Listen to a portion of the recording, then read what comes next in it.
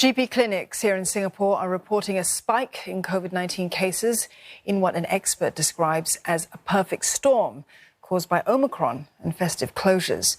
Now, one clinic says that it's seen a 20-fold increase in patient load. And like other GPs, that's affecting its ability to treat those who are ill. Geraldine Yap with this report. These patients arrive at this 24-hour clinic expecting to see a doctor. Instead, they're asked to leave and come back later. It's been a common occurrence here, where waits can take as long as 45 minutes. After every single COVID patient we see, we do a wipe down of our clinics, and then that would be a downtime of about 20-30 minutes before we can start seeing new patients again. And then when we get another COVID patient, the whole process starts itself again. So that does hamper our ability to see more patients. According to the doctor, this can happen up to 20 times a day as the clinic gets patients whose regular GPs may be closed for the Chinese New Year.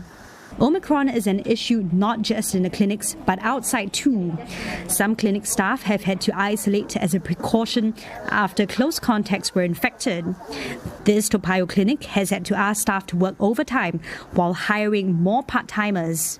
On usual days, we probably have like 2 or 3 clinic assistants that's working. So for the past few days, we have actually increased the number to maybe 4 or 5 clinic assistants working on shift. Our working hours have also extended. Normally, we have 1 doctor on shift, but over the past few days, we have actually run 2 consult rooms in the clinic itself.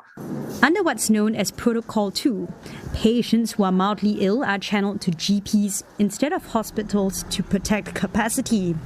And that's why the surge in cases is expected, according to a specialist.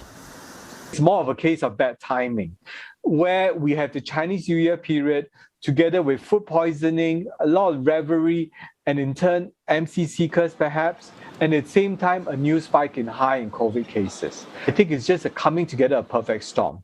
In the next few days, as more clinics open up, I expect the numbers to fall. Despite thousands of new COVID-19 infections reported every day, the number of serious cases remains relatively stable.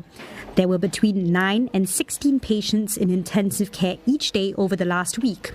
Some experts believe that with repeated infections and vaccinations, the illness will eventually be so mild that the infected will not even have to see a doctor.